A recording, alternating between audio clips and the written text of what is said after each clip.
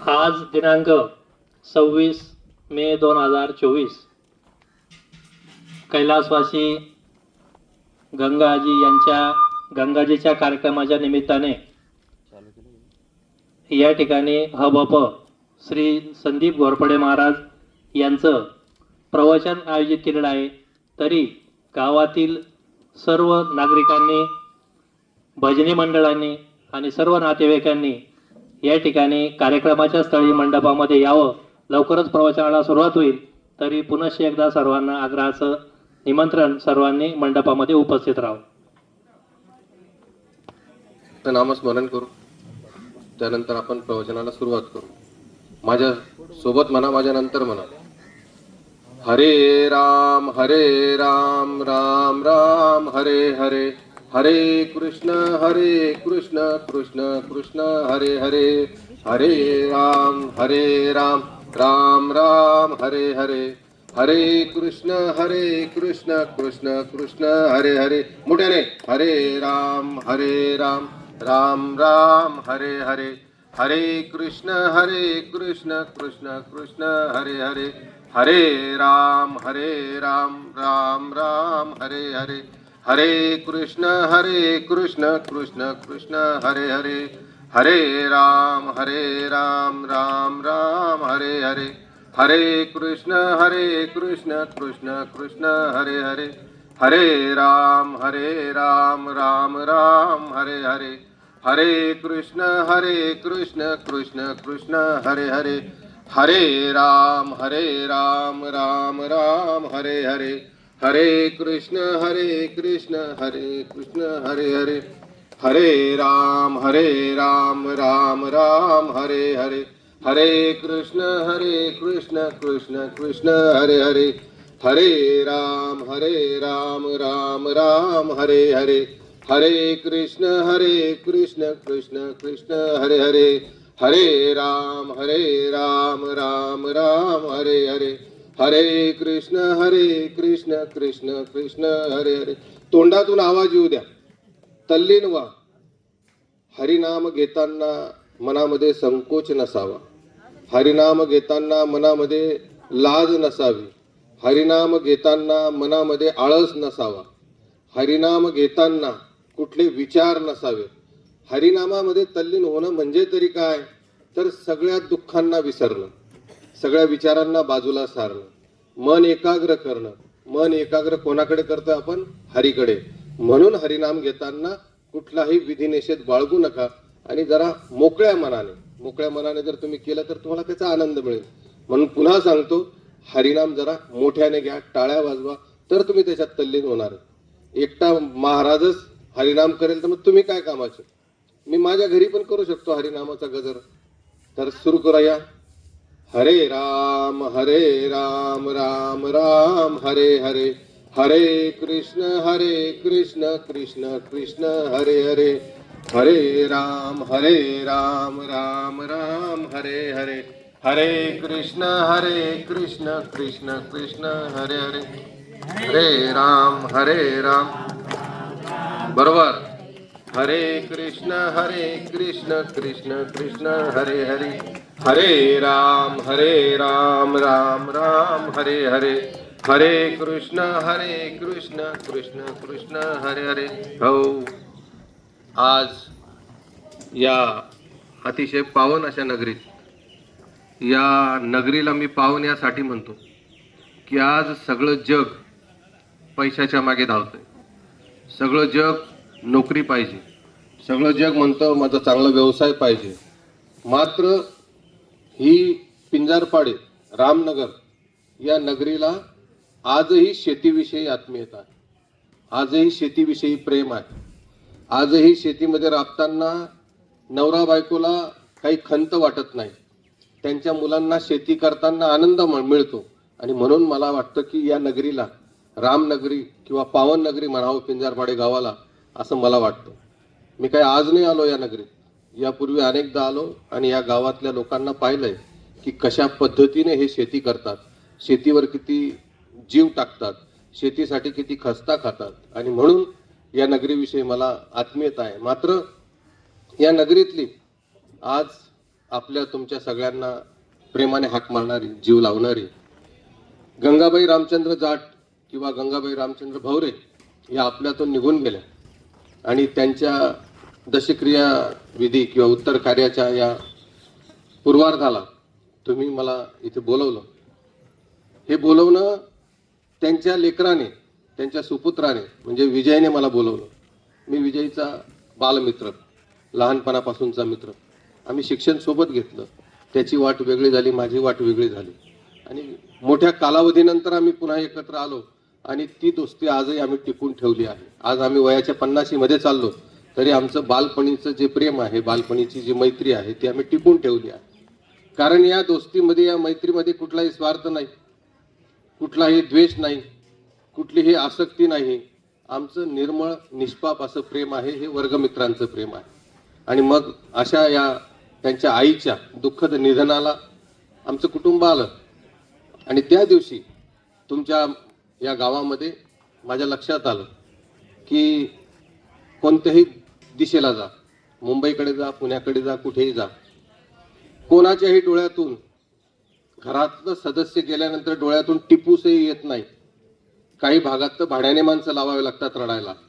आणि इथे मात्र आई साहेबांच्या प्रेताभोवती आलेला प्रत्येक नातेवाईक अश्रू ढाळत होता. आणि त्यांचं आज आपण गुणगान करणार आहोत, त्यांचं स्मरण करणार आहोत. ते स्मरण करत असताना आपल्याला काही गोष्टी आपल्या लक्षात ठेवायच्या आहेत. तर विजय रामचंद्र भवरे किंवा सुरेखा विजय भवरे सुनबाई हे आहेत.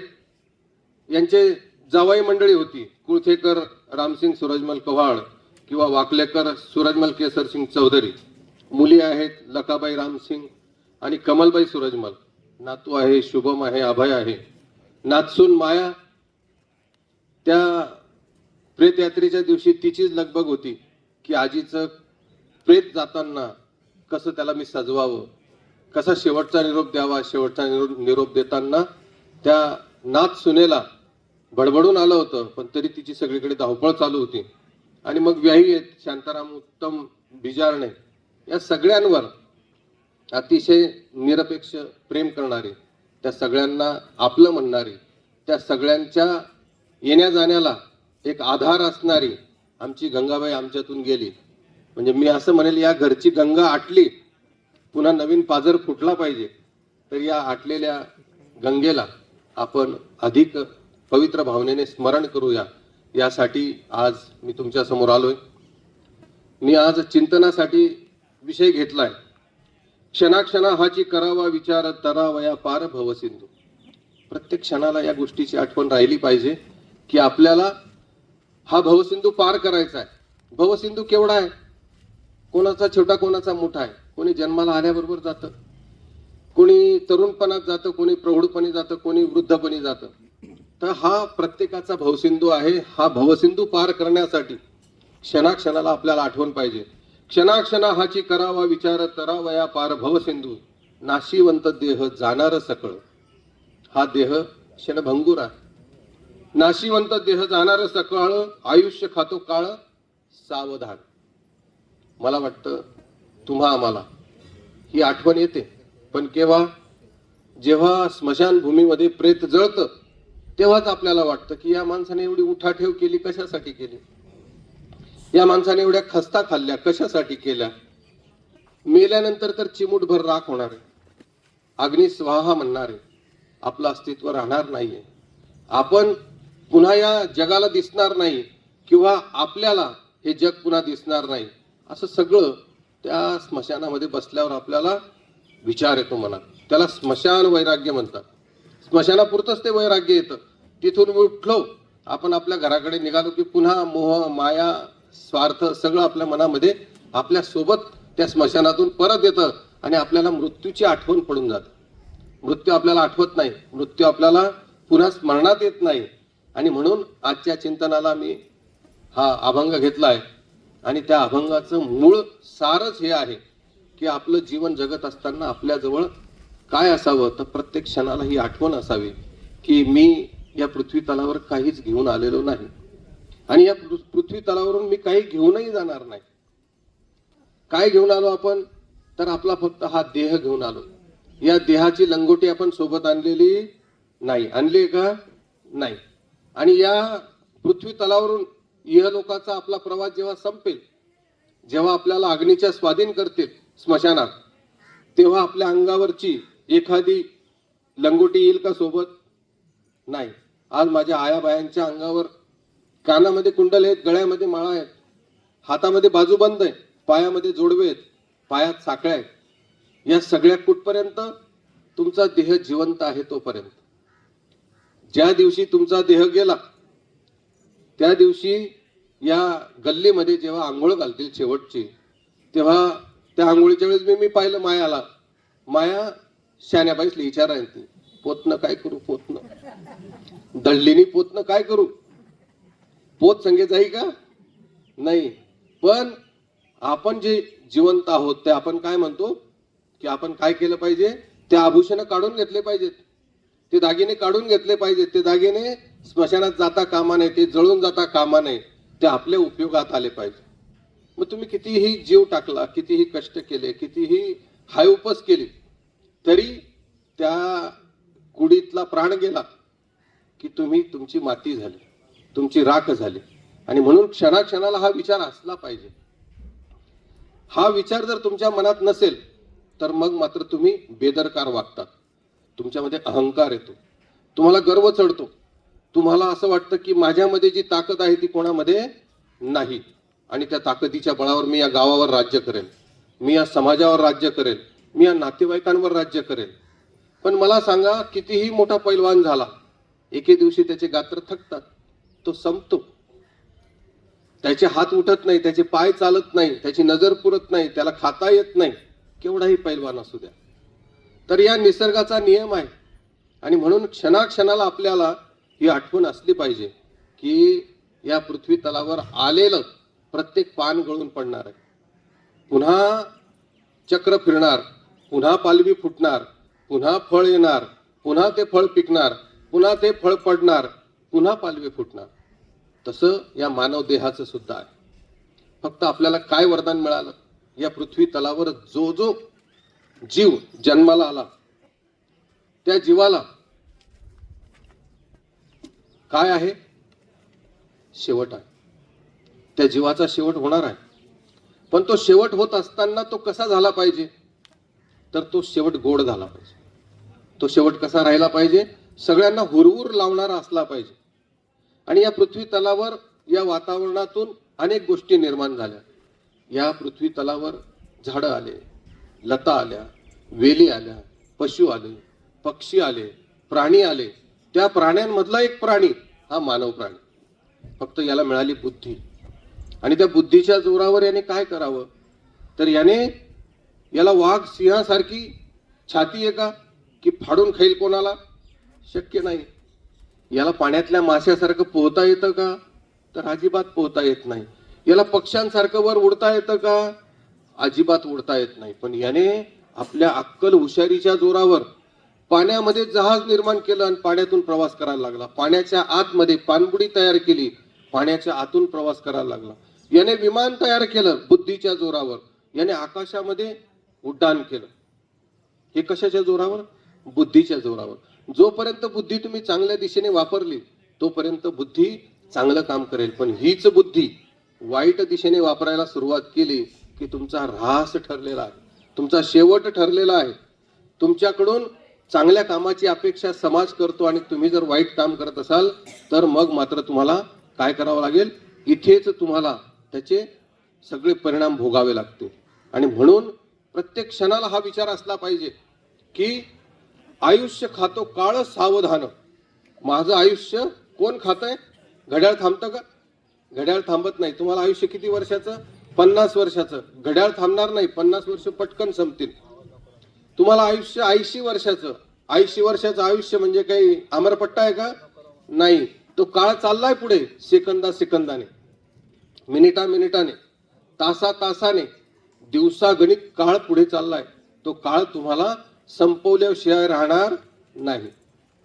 तुमच्या अगोदर, माझ्या अगोदर या पृथ्वी तलावर किंवा ह्या पिंजारपाडे गावामध्ये लोक जन्माला आले नाहीत का? हजारो लोक जन्माला आले. आणि आपण गेल्यानंतर लाखो लोक जन्माला येतील. मधला जो काळ मिळालाय तो काळ आपला आहे आणि तो काळ आपण कसा घालवायचा आहे तर उत्तम घालवायचा, हरिनामात घालवायचा आहे, हरिनामाचं जप करायचं आहे, हरिनामाची आठवण ठेवायची, हरीची आठवण ठेवायची की हा हरी मला काय करणार आहे तर मला सन्मार्गावर ठेवणार आहे, मला चांगल्या मार्गाला दाखवणार आहे, चांगला मार्ग मला दाखवून माझं जीवन अतिशय मुक्तीच्या दिशेने घेऊन जाणार आहे. असं म्हटलं जातं की 84 योनी फिरून आल्यानंतर तुम्हाला मानव देह मिळाला आहे असं म्हणतात ना. खरं खोटं देव जाणे, देवही आहे की नाही काय माहिती. कारण हा सूर्य जो तापतोय याला सूर्य कोणी म्हटलं? एखादी म्हैस म्हणते का सूर्य उगवला? एखादा पक्षी म्हणतो का चंद्र मावळला? एखादा जंगलातला प्राणी म्हणतो का नदी वाहते आहे? या माणसाने नदीला नदी म्हटलं, सूर्याला सूर्य म्हटलं, चंद्राला चंद्र म्हटलं, माणसाला माणूस म्हटलं, जनावराला जनावर म्हटलं. ही भाषा हे सगळं कोणी दिलं तर तुमच्या बुद्धिमत्तेने दिलं. मग ही बुद्धी इतकी चांगली असताना तुम्ही वाईट मार्गाला का जातात? तुम्ही वाम मार्गाला का जातात? तुम्ही कुविचार का करतात? तर सुविचार डोक्यामध्ये ठेवा. क्षणाक्षणा हाची करावा विचार, तरावया पार भव सिंधू. मग भवसिंधू पार करायचा आहे. मग आज नाही तर उद्या मरायचंय, उद्या नाही तर परवा आपला नंबर पक्का आहे. पण तरी सुद्धा आपल्याला आठवण राहत नाही. 4 बाया फक्त जमायलाच पाहिजे. 4 बाया जमल्या की टिंगल कोणाची करतील? जी 5वी हजर नाही तिची. का हजर असलेल्या बाईची टिंगल करतील? हजर असलेल्या बाईची टिंगल करणार नाही, जी हजर नाही तिची टिंगल करतील. बरं, या 4 बायांमधली निघून गेली तर 3 बाया उरलेल्या कोणाबद्दल बोलतील? जी निघून गेली तिच्याबद्दल. बघा, मग हा चांगला विचार आहे का वाईट विचार आहे? मला वाटतं हा वाईट विचार आहे. तर क्षणाक्षणाला ही आठवण ठेवा की जी बाई उठून गेली तिचा कदाचित उद्या मृत्यू होईल, किंवा जिच्याबद्दल आपण बोलतो आहोत आपला कदाचित उद्या मृत्यू होऊ शकतो. पण याची आठवण आम्हाला मात्र राहत नाही. काय आहे नेमकं जीवन? तर जीवन असं आहे की मी जन्माला आलो, मृत्यूपर्यंतचा जो प्रवास आहे तो प्रवास करताना मला माझी उपजीविका करायची, म्हणजे माझं पोट भरायचं. माझ्या सोबत जे लावून ठेवलेत आई वडील भावंड लेकरं, यांचा पोट भरायचा मार्ग मी शोधायचा आहे. मग तो मार्ग शोधत असताना मार्ग कोणता असावा? तर मार्ग असावा प्रामाणिकपणाचा, कष्टाचा मार्ग असावा. असाच एक वाल्या कोळी होता, त्याला मार्ग सापडला. कोणता मार्ग सापडला त्याला? लूटमारीचा मार्ग सापडला. की रस्त्याने येणाऱ्या जाणाऱ्यांना काय करायचं? रस्त्यामध्ये अडवायचं. रस्त्यामध्ये अडवून त्यांच्याजवळ असलेले मौल्यवान दागिने काही वस्तू असतील त्या काढून घ्यायच्या. विरोध केला तर काय करायचं? मारून टाकायचं. असं पाप करता करता पाप किती व्हावं. पूर्वीच्या काळी, आता तुम्ही आम्ही सध्या सिहोरला जाऊन काय आणतो आपण? नाही, काय रुद्राक्ष आणतो ना. सिहोरला जातो, रुद्राक्ष आणतो. रुद्राक्ष जपून ठेवतो की नाही आपण प्राणपणाने? पूर्वीचा काळ असा होता, सनातन काळ असेल कदाचित, धर्माचा पगडा होता. लोकांजवळ काय असायचं प्रवास करताना? शिवलिंग असायचं. शिवलिंग. शिवलिंग कशाचं बनतं? नर्मदेमध्ये जो गोटा असतो त्या गोट्याचं शिवलिंग बनतं. ते शिवलिंग काही मोठं काही छोटं असतं, पण माणसं जवळ बाळगायचे, पूजा करायचे. मग असा तो वाल्या कोळी रस्त्याने जाताना लोक धनद्रव्य द्यायचे, मात्र शिवलिंग देत असतील का? तुम्ही द्याल का रुद्राक्ष? कोणी जर हिसकावायला लागला तर द्याल का? नाही देणार. तसं शिवलिंग देत नव्हते. तो हिसकून घ्यायचा, त्याला मारून टाकायचा. तो शिवलिंग कशात टाकायचा? माठात टाकायचा. किती माठ भरले? 100 माठ भरले. किती गुन्हे केले असतील? ज्यांनी शिवलिंग देऊन टाकले ते तर वाचले असतील. म्हणजे किती लोकांवर त्याने अत्याचार केला. मात्र त्या रस्त्याने एकदा कोण आलं? नारद मुनी आले. नारायण नारायण नारायण नाम जप करत, नारायणाचा जप करत नारद मुनी आले. आणि रस्त्यामध्ये कोणी अडवलं? वाल्या कोळ्याने. नारद मुनीने त्याला सांगितलं की अरे मला का अडवलं? म्हणे तुमच्याकडे काय धनद्रव्य असेल ते मला द्या. म्हणे माझ्याकडे काहीच नाही, चिपळ्या आहेत, माझ्याकडे विना आहे, याच्यावर माझ्याकडे काहीच नाही. तो म्हणाला नाही नाही तुमच्याकडे काहीतरी असेलच. त्याने शोधाशोध केली, काही सापडलं नाही. आणि नारद मुनी हा व्याख्याता होता त्या काळचा. नारद मुनी हा उपदेश करायचा. चुकीच्या मार्गाला जे असतील त्यांना सन्मार्गावर आणण्यासाठी प्रयत्न करायचा. आणि मग नारद मुनीने त्यांना उपदेश करायला सुरुवात केली की अरे तू काय करतोय? वाटमारी करतो, लोकांना तू हत्या करतो, लोकांचं धन द्रव्य लुबाडतो, हे पाप फेडशील कुठे? म्हणे मी तर माझा हा उपजीविकेचा मार्ग आहे, मी माझ्या कुटुंबाचं पालन पोषण करतो. आणि मग नारद मुनीने त्याला सांगितलं की हे पाप आहे आणि या पापाचे वाटेकरी कोण कोण आहेत तुला माहिती आहे का? म्हणजे मग या पापाची वाटेकरी माझी आई, माझे वडील, माझी बायको, माझे लेकरं सगळे या पापाची वाटेकरी आहेत. नारद मुनी म्हणाले नाही बाबा नाही, कोणीच पापाचा वाटेकरी. सोडविना बंधू पाठीची बहीण, अनेक सोय रे दूर होय. कोणीच येणार नाही. तू जे पाप करशील त्या पापामध्ये पापाचा वाटेकरी तूच आहे. कदाचित पुण्याचा वाटा उचलायला बायको हजर राहील, पोरगा हजर राहील, पण पापाचा वाटा उचलायला कोणीच नाही. त्या वाल्या कोळीला वाटलं हा मला फसवतोय. तो म्हणाला मग काय करू? म्हणे जा घरी जाऊन विचारून ये, म्हणजे मग तुला पळून जायला. म्हणे नारद मुनी म्हणाले नाही बाबा, मला या झाडाला बांधून टाक. करकचून त्या झाडाला बांधलं. वाल्या कोळी पळाला घराकडे. धावत पळत घरात गेला. आई वडिलांना विचारलं की मी जे रोज पाप करतो आणि ते पाप करून जे धनद्रव्य आणतो त्याच्यावर आपली उपजीविका होते, आई या पापाची वाटेकरी तू माझ्या सोबत आहे का? काय सांगितलं असेल आईने? नाही बाळा, मी या पापाची वाटेकरी नाही. आमचं पोट भरण्याची जबाबदारी तुझी आहे. तू कोणत्या मार्गाने पोट भरतो ते तुझं तुला माहिती, आम्हाला माहिती नाही. धावत पळत वडिलांकडे गेला. वडिलांना विचारलं मी जे पाप करतो आपलं कुटुंब चालवण्यासाठी, मी जे धनद्रव्य आणतो लुटून, त्या पापाची वाटेकरी तुम्ही होणार का? ते म्हणाले नाही रे बाळा, मी कसा पापाचा वाटेकरी होईल? तू माझा लेक आहे. मी माझ्या बापाची जपणूक केली, माझ्या बापाला शेवटपर्यंत खाऊ पिऊ घातलं, सेवा केली, तशी सेवा तू माझी करतो. तू कोणत्या मार्गाने आणतो धनद्रव्य मला माहिती नाही, तुझ्या पापाचा वाटेकरी मी नाही. अशाच प्रकारे बायकोने नाही सांगितलं, पोराने नाही सांगितलं. आणि मग वाल्या कोळीच्या डोक्यात त्या क्षणाला विचार आला. क्षणाक्षणी हाच करावा विचार, तरावया पार भवसिंधू. पळत पळत आला वाल्मिक ऋषी. वाल्या कोळी त्या क्षणाला वाल्मिक ऋषी होण्याच्या मार्गाने धावपळ सुरू झाली आणि विचारणा केली. नारद मुनीला सोडलं. नारद मुनीला सांगितलं की मला आता मार्ग सांगा. पापाचा वाटेकरी कोणीच नाही. मी तर खूप पाप केलं, मी तर अनेक हत्या केल्या, या हत्येतून सुटका माझी नाही, मला मार्ग सांगा. नारद मुनीने तत्काळ नामस्मरणाचा मंत्र दिला. कोणता मंत्र दिला? काय म्हणायला सांगितलं? राम राम. तो तर अडाणी माणूस, तो तर अधम माणूस, तो तर खलनायक, त्याला नामस्मरण येईल का? नामस्मरण येणार नाही. खळ माणसाला नामस्मरण येणार नाही. नामस्मरणासाठी चित्त शुद्ध लागतं, मनातला भाव प्रामाणिक लागतो. हरीच्या नामासाठी तुम्हाला सगळ्यांवर प्रेम करता आलं पाहिजे, सगळ्यांना आपलं म्हणता आलं पाहिजे. हा तसा होता का? नाही. त्याला राम म्हणता येईना. पण तो काय करायचा? सदा लोकांना सांगायचा मरायला तयार व्हा, तुम्ही जर पैसे दिले नाही तर मग मरा. मग नारद मुनीने सांगितलं तू मरा मरा म्हण, मरा मरा मरा मरा मरा. आला का नाही राम? मंत्र उलटा दिला.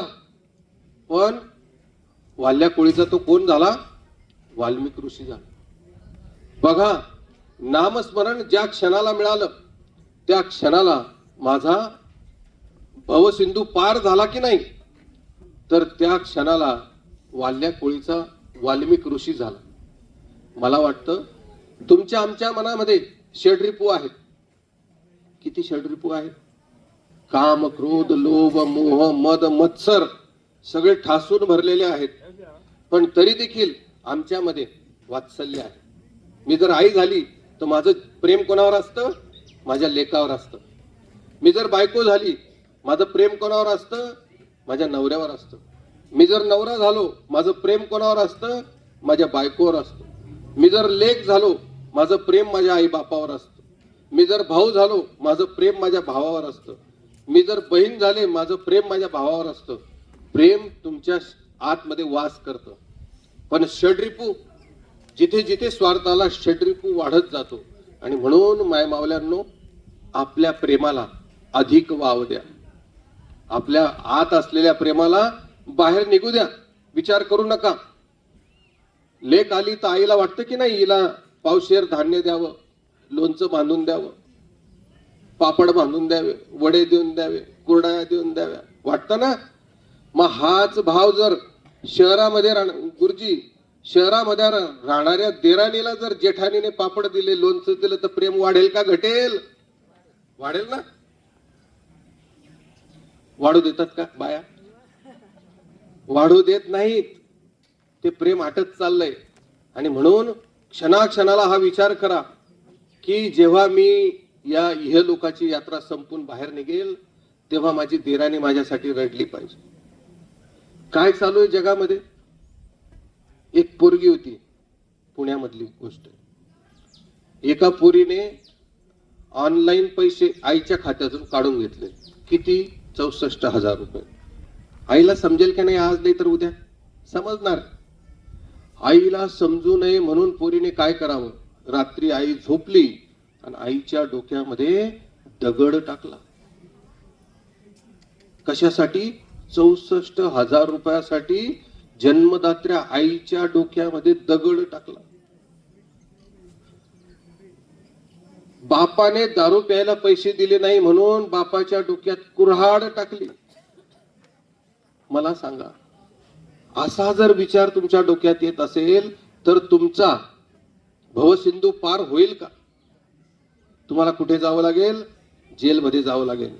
तुमचं इतकं आनंदाने सुंदर जग आहे, सुंदर गाव आहे, किती प्रेमळ माणसं आहेत, यांच्यामध्ये न राहता तुम्हाला कुठे ठेवलं जाईल? काळ कोठडीमध्ये ठेवलं जाईल, तुरुंगामध्ये ठेवलं जाईल. आणि मग तेव्हा मात्र आपल्याला काय आठवेल? मग तेव्हा हरिनाम आठवेल. आणि मग तेव्हा म्हणायचं, हरे राम राम राम हरे हरे, हरे कृष्ण कृष्ण कृष्ण हरे हरे. कृष्ण वाचवायला येईल का? राम मदतीला येईल का? नाही. तुम्ही आईला मारताना कोणीतरी पाहिलंय, तुम्ही बापावर कुऱ्हाड मारले कोणीतरी पाहिलंय. या जगामध्ये लपून एकही गोष्ट होत नाही. आणि म्हणून मला वाटतं की प्रत्येक क्षणाला हा डोक्यामध्ये विचार पाहिजे की मला भवसिंधू पार करायचा आहे. आणि हा भवसिंधू पार करत असताना मला क्षणाक्षणाला हीच आठवण ठेवायची आहे की माझा आत्मा हा नश्वर आहे, माझं शरीर हे नष्ट होणार आहे. मी आज नाही उद्या या पृथ्वी तलावरून जाणार आहे. या क्षणभंगूर आयुष्याची ज्याने आठवण ठेवली तो अतिशय प्रेमाने वागतो, तो अतिशय नीतिमत्तेने जगतो, तो अतिशय सच्छील बनतो, तो अतिशय सत्यवचन बोलतो. आणि म्हणून आजच्या या दिवशी मला वाटतं की आपण या गोष्टींचं चिंतन मनन केलं पाहिजे की मन करारे प्रसन्न सारे सिद्धीचे कारण. मन कसं केलं पाहिजे? प्रसन्न. प्रत्येक वेळेस रडतात. काय रडतात? आमना वाटा पडना, आमना वाटा पडना, चांगली जमीन तेसले घेईन, खराब जमीन आमले उनी. रडतस का नाही? वाटा पडना, भांडा तेसनी जास्त लिहिल्या आमले कमी दिना, चांगलं घर तेसले घे, खराब घर आमले उन. एक बी माणूस असं म्हणता तिकना नाही की चांगलं घर माले उन, चांगलं वावर माले उन असं म्हणता एक बी माणूस दिसत नाही. जय. तर मन करा रे प्रसन्न सारे सिद्धीचे कारण. मन प्रसन्न करा आणि कोणत्याही गोष्टीमध्ये सिद्ध व्हा. कोणत्या गोष्टीत सिद्ध व्हा? शेती करायची असेल, शेती प्रसन्न मनाने केली, नांगरणी केली, वखरणी केली, पेरणी केली, कापणी केली, मळवणी केली, तर ते धान्य येईल तुमच्यापर्यंत. ते कसं येईल? अधिक चांगलं येईल, सकारात्मक येईल. मन करा रे प्रसन्न सारे सिद्धीचे कारण. नका शेती करू, व्यापार करा. व्यापार करत असताना तो जर अधिक प्रसन्न मनाने केला. सध्या दुधाचा व्यापार चालू आहे देशभर. आपली जाट मंडळी, पंजाबी मंडळी, हरियाणवी जाट शक्यतो म्हशींचा व्यापार करतात. म्हशींचा व्यापार कशासाठी? तर तुम्हा आम्हाला लहानपणापासून परंपरागत दुधातुपाची आवड आहे. आम्ही दुधातुपावर जगलेलो माणसं आहोत. तुम्हा आपल्याला दूध तूप आवडतं. संपूर्ण भारत देशामध्ये 65 लाख कोटी दूध लागतं. किती? 65 लाख कोटी दूध लागतं. म्हशी आहेत का तिथल्या? गाई आहेत का तिथल्या? जनावर शेकातुमना शिल्लक. दूध येतं कसं? तर दुधाला बनावट, मिलावट, भेसळ अशा पद्धतीने जर तुम्ही व्यापार केला तर मला सांगा, कितीही पैसा कमवा, कितीही बिल्डिंगा बांधा, मनाला शांतता लागेल का? मनाला शांतता लागणार नाही. मिलावटीचे 1-2 प्रकार सांगतो. काय काय मिलावट होते. हळद माहिती आहे? हळद हळद खाल्ली, दुधात खाल्ली, भाजीत खाल्ली, काही अपाय? काहीच नाही. हळदीमध्ये मिलावट काय गुरुदेव? लाकडाचा भुसा असतो ना. कशातला? स्वामिल मधला लाकडाचा भुसा हळदीत कालून द्या. लक्षात येईल का? लक्षात येणार नाही. दुधामध्ये मिलावट. काय मिलावट? युरिया. युरियाचं पाणी करायचं आणि ते दूध म्हणून विकायचं. मिलावट कशाची करायची? आईस्क्रीम किंवा लस्सीमध्ये मिलावट कसली? कागद आहे ना, कागद. याला पाण्यामध्ये भिजवायचा, याचा चोथा करायचा आणि तो लस्सीमध्ये कालवून. जा एखाद्या मोठ्या शहरामध्ये, ज्यूस पितात तुम्ही. ते ज्यूस पिताना ज्यूस कशाचं करायचं? पपईचं. आणि त्याच्यामध्ये इसेन्स कशाचा टाकायचा? आंब्याचा. तुम्ही ज्यूस कशाचा पिताय? आंब्याचा. आहे कशाचा? पपईचा, कच्च्या पपईचा. मन करारे प्रसन्न सारे सिद्धीचे कारण. तर सिद्धी जर मिळवायची असेल तर मन प्रसन्न पाहिजे. मनामध्ये खळ नको, मनामध्ये मळ नको, मनामध्ये स्वार्थ नको, तर तुम्ही त्या मार्गाला जाणार आहात. आणि हा विचार क्षणाक्षणाला तुमच्याजवळ असला पाहिजे की मी कितीही वाम मार्गाने कितीही पैसा कमवला, या पैशाचा उपभोग घेण्यासाठी मी इथे राहीलच याची शक्यता फार कमी आहे. काय असावं? या क्षणाक्षणाला विचार करता माणूस कसला विचार करतो? एक जवाई. सध्या जवाई कसा पाहिजे? प्रत्येक बाईले सांगा बरं, कसा पाहिजे जवाई? नोकरीवाला पाहिजे. शेतकरी जवाई पाहिजे का एखादी बाईले? नोकरीवाला पाहिजे. नोकरी कुठे पाहिजे? आको पुण्याले नाही ते मुंबईले. नोकरीवाला जवाई पाहिजे आणि नोकरी बी कुठे पाहिजे? पुण्याले नाही ते मुंबईले पाहिजे. सगळा जवाई भेटतील का नोकरीवाला? पण जाऊ द्या, भाग्यवान बाई होती रामनगरने, जवाई भेटी घ्या. पुनाना जवाईले काहीच माहिती नाही की खेड कसं राहत. पुनाना जवाईले खेड कसं माहिती राहत नाही. जवाई भेटी घ्या. यसले मोठं कौतुक. जवाईदा खडूपाटा गावले. जवाईले एक दिवाळीला बोलावं. जवाई बी उन्हा दिवाळीले. जवाईले बाकीनं काहीच माहिती नाही. खेळणाऱ्या रीत भात. दिवाळीला टाइमले बट तिकडे दिवा. सगळीकडे काय लाई दिनात? दिवा लावा. कोणता दिवा? 35 ना दिवा. जवाई सालाले विचारे, अरे हे काय? म्हणे दाजी, आता त्याला समजी गे की हो काय तसा नाही दिगत. दाजी, ही सूर्याची पिल्ले आहेत. दिवा म्हणजे कोण आहे? सूर्याची पिल्ले आहेत. त्यांना मन त्या क्षणले विचारून की एखादं पिल्लू आपण लिजावलं पाहिजे. चालत आई मोठं होई, आपला स्वतःना सूर्य तयार होईल. सूर्याची पिल्ले आहेत दाजी. दाजी रातभर विचार करे, काहीतरी करूच चाल. बरं, आपला पिंजारपाडा मा दारशे बी दिवा लावतस, देवपा दिवा लावतस आणि एक शेवट दिवा कोट लावतस? उखळलावर लावतस ना. उखळलावर दिवा.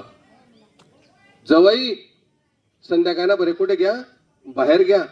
आणि बाहेर जायचं तो दिवा उचला, दपाडी दूध चला म्हणे त्या. आणि दपाडाला कुठे घ्या? चाराना गुडवर. चाराना गुड 2 पुया बाजूला खेळत आणि तरी दिवा ठेदी ना. सकाळी लिहिजासू म्हणे हो. वाराव ना कडबा शेटी घ्या. गावमा बोम. अरे विजूना गुड चटणात, विजूना गुड चटणात. बाई बिजू उन्हात धावपळ करत. जवाई कथाय, जवाई कथाय. जवाई गुच्चूप. जवाई ध्यान मैगे झाला आपली काहीतरी चूक व्हायले. मग जवाईला विचार, का हो कुठे गेले होते? म्हणे काही नाही हो, माझा इथे मी दिवा ठेवला म्हणे. म्हणे कोणता दिवा? म्हणे उकिरड्यावर तो तुम्ही सांगितलं सूर्याचं पिल्लू आहे ते मी तिथे ठेवलं म्हणे. हा सासराले समजी गे की कस काय चेटणा झाला गुड. मग गाववाला विचारत का कस काय चेटणा, जाऊ द्या म्हणे, काही सांगता यावं नाही. तरी एक जण खोदी खोदी विचारेस दिला दादा सारखा का कस काय चेटणा, काही नाही सूर्याचं पिल्लू आलं होतं आणि ते तिथं लपलं आणि त्याच्यामुळे कडबा चेटला. त्या क्षणाला फक्त काय आलं मनामध्ये, स्वार्थ आला. आणि स्वार्थ मनामध्ये आल्यानंतर तुम्हाला हे लक्षात आलं नाही की या स्वार्थाला कशा पद्धतीने लपवावं. स्वार्थ असावा परमार्थासोबत. स्वार्थ कसा असावा, परमार्थासोबत जर स्वार्थ असला तर तो तुम्हाला थोडीफार शक्ती देतो, जगण्याचं बळ देतो. कोण होता असा माणूस? असा माणूस होता संत तुकाराम. काय होता तुकाराम? संत तुकाराम पिढ्यान पिढ्यांचा सावकार. गावावर दुष्काळ पडला. गावावर दुष्काळ पडल्यानंतर त्याचं मन व्यथित झालं. संत तुकोबा भामनाथाच्या डोंगरावर जाऊन बसले आणि त्या डोंगरावर जाऊन विचार करायला लागले की आता करावं काय. गावात लोकांना खायला अन्न नाही आणि माझ्या घरामध्ये कोठ्या भरल्या आहेत. गावातल्या लोकांजवळ पैसा नाही, माझ्याकडे बक्कळ पैसा आहे, करावं काय. तुकाराम तिथून आले परत आणि भावाला सांगितलं मला असं वाटतं की लोकांना धान्य खुलं करून द्यावं. संत तुकारामाने आपले घरची कोठारं उघडी केली आणि गावकऱ्यांना सांगितलं की पसा पसा धान्य घेऊन जा, पोटभर खा. धान्य खाल्लं. पण तुकाराम महाराजांच्या मनामध्ये विचार आला की यांच्या सगळ्यांची शेती माझ्याकडे गहाण आहे आणि म्हणून भावाला सांगितलं की मला वाटतं की या शेतकऱ्यांना कर्जमुक्त केलं पाहिजे आणि कर्जमुक्त करून मी स्वतःला परमार्थाकडे घेऊन जाणार आहे. तो म्हणाला भाऊ तू संत, तू साधू, मी संसारी माणूस, मला असं करता येणार नाही. 2 वाटे पडले आणि गहाण खत किती, तर 6 बैलगाड्या गहाण खत भरली. त्या 6 गाड्यांमधल्या 3 गाड्या भावाला दिल्या आणि 3 गाड्या संत तुकाराम महाराजांनी इंद्रायणीमध्ये सोडून दिल्या. सगळ्यात पहिलं कर्जमुक्त शेतकऱ्याला करणारा संत म्हणजे संत तुकाराम आहे. आपल्याला त्यांची आठवण येत नाही, क्षणाक्षणाला ही आठवण ठेवली पाहिजे. संत तुकाराम आज आपल्यात नाहीत, पण जर ते गहाण खत बुडवलेच नसते तर ते संत झाले असते का? नाही. आणि ते संत झालेही नसते, कदाचित सावकारच राहिले असते आणि त्या 3 गाड्या गहाण खत त्यांच्याजवळ राहिले असते. पण त्यांचा आत्मा निघून गेल्यानंतर त्यांना त्याचा काही उपभोग घेता आला असता का? तर नाही. तर मला वाटतं की असा क्षणाक्षणाला जो विचार करेल त्या विचारावरच मला वाटतं की आपला भवसागर पार होईल, आपलं आयुष्य आनंदाने जाईल. याच संत तुकाराम महाराजांना अनन्वित प्रकारे छळ केला. त्या छळातून सुद्धा त्यांनी आपली सुटका नामस्मरणाने केली. नामस्मरण कोणतं? फक्त हरीचं नाम घ्या. संत तुकाराम महाराजांनी सांगितलं माझा देव काहीच मागत नाही. माझ्या देवाला होम नको, हवन नको, नवस नको, सायास नको, दक्षिणा नको, काहीच नको. माझा देव कसा आहे, फक्त हरिनाम घेतल्याने देव मला प्रसन्न होईल. देव माझे सगळे संकट दूर करील. हरी हरी म्हणा, तुमचं सगळं सत्वर आयुष्य अतिशय पावन होईल. किती सुंदर मंत्र दिला तुम्हाला मला संत तुकाराम महाराजांनी. आणि याच संत तुकाराम महाराजांना मात्र समाजाने आनंदित प्रकारे छळलं, पण त्या छळाला सुद्धा त्यांनी अतिशय आनंदाने स्वीकारलं. त्या आनंदाने स्वीकारणं कसं होतं तर त्यांना माहिती होतं की मी या पृथ्वी तलावर काही क्षणाचाच पाहुणा आहे आणि तोच तुम्हाला आम्हाला अधिक चांगल्या पद्धतीने उत्तम मार्गाला नेण्यासाठीचा तो क्षण आहे. तो क्षण मला असं वाटतं की यांच्या निमित्ताने, यांच्या स्मरणाच्या निमित्ताने, त्यांच्या मरणाच्या निमित्ताने आम्ही देखील आमच्या मनामध्ये आठवला पाहिजे, साठवला पाहिजे. संत तुकाराम महाराजांचं चरित्र जर तुम्ही आठवायला सुरुवात केली तर कोणी कशा पद्धतीने सांगतं, कोणी कशा पद्धतीने.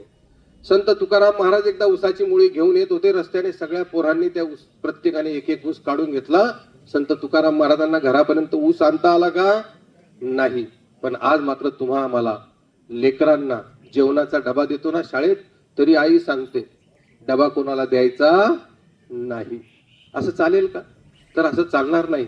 तुम्ही आम्ही जेव्हा गोपाळकाला करून खाऊ तेव्हाच आपलं मन स्वच्छ होईल. मन स्वच्छ झालं तर मात्र तुम्हा आम्हाला सगळं जग स्वच्छ दिसेल.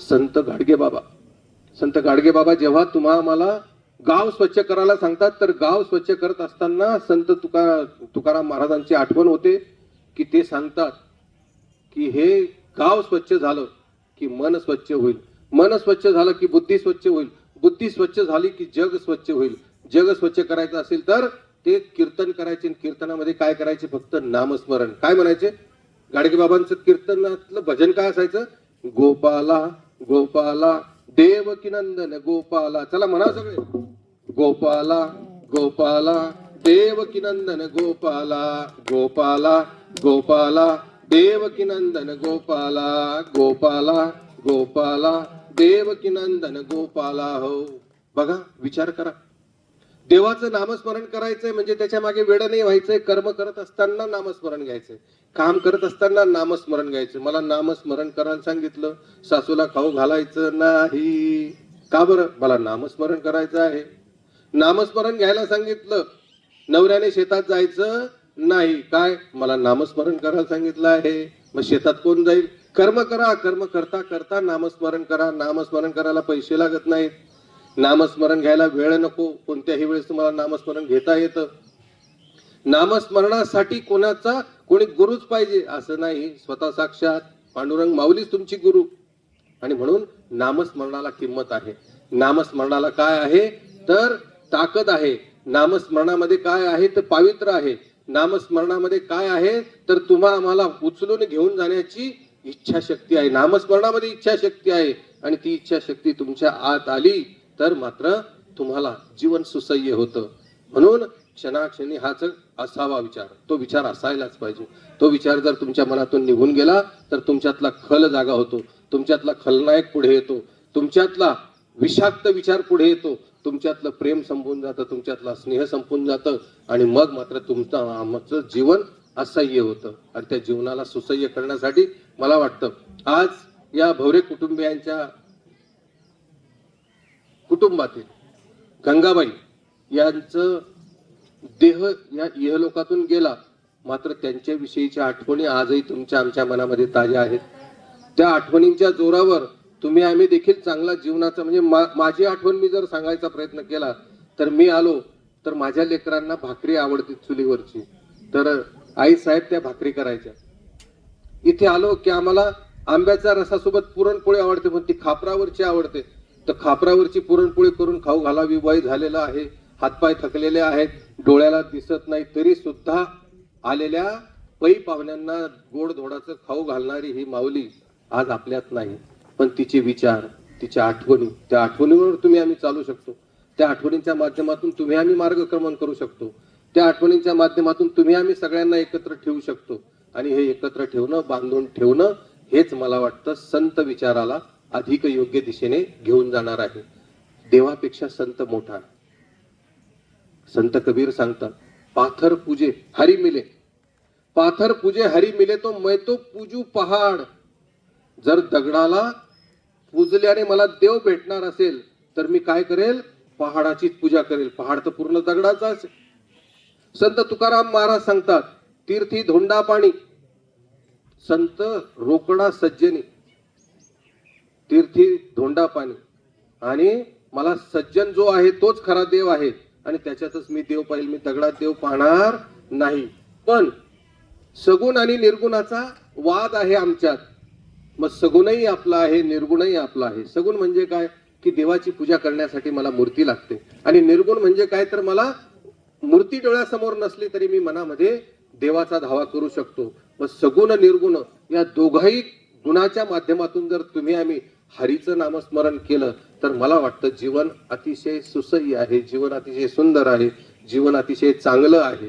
आणि या चांगल्या जीवाला बघा, आम्हाला चांगली माणसं सापडत नाहीत असं म्हटलं जातं. परीस लोखंडाला लावला तर काय होणार,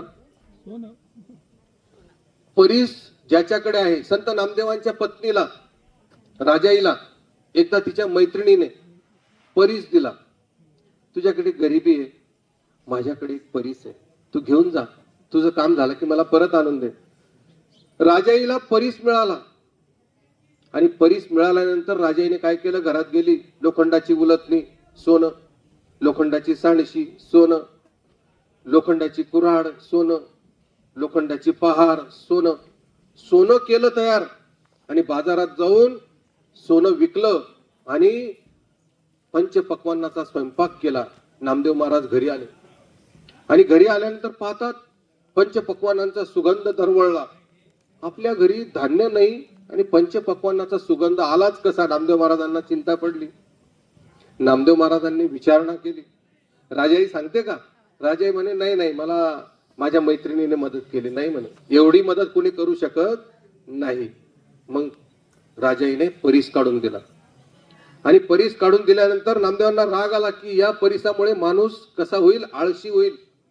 जर सहज धनद्रव्य मिळू लागलं तर माणूस आळशी होईल. म्हणून त्यांनी तो धावत पळत जाऊन चंद्रभागेमध्ये परीस फेकून दिला. मैत्रीण 2 दिवसाने आली, माझा परीस दे. संत नामदेवांची देवावर एवढी निष्ठा, देवावर एवढी श्रद्धा.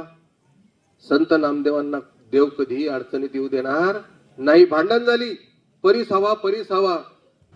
नामदेव गेले चंद्रभागेत, चंद्रभागेतली वाळू उचलली. हे सगळे परीस आहेत आणि खरंच त्यातला कोणताही दगड उचलला, लोखंडाला लावला की सोनं व्हायचं. त्यातला तुझा एक उचलंचा त्या शेजाऱ्याने तो परीस घेतला स्वतःचा आणि उरलेले सगळे परीस नामदेवाने चंद्रभागेत फेकून दिले. त्याचा एक होता तरी त्याचा जीव जाईना आणि यांच्या मुठीत सगळे परीस होते. यांनी कुठे फेकले? चंद्रभागेत फेकले. कारण त्यांना माहिती होतं की कोणताही क्षण माझा या इहलोकीवरचा शेवटचा दिवस आहे, शेवटचा क्षण आहे. आणि हा भवसिंधू पार करत असताना मला स्वार्थी म्हणून कोणी ओळखू नये, मला लबाड म्हणून कोणी ओळखू नये, मला कामचोर म्हणून कोणी ओळखू नये. अशा पद्धतीने संत नामदेवांनी सुद्धा आपलं जीवन व्यतीत केलं. मला वाटतं या संतांचं चरित्र कथा कीर्तनातून, भजनातून तुम्ही आम्ही जर ऐकलं आणि ते ऐकलेलं त्यांचं चरित्र त्यांच्या पावलावर पाऊल टाकून आपण जगण्याचा प्रयत्न केला तर आपल्याला, मला वाटतं की जगणं अधिक सुसह्य होईल. आज विजय नाही, लाईट गेली वाटतं. लाईट गेली का बघा घरात.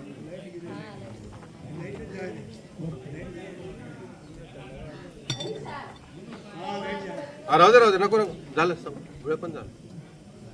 पुन्हा आज या निमित्ताने मला आपल्या समोर हरिगुण गाण्याची 2 शब्द आपल्याशी संवाद साधण्याची संधी विजय रामचंद्र जाट यांच्या माध्यमातून आली.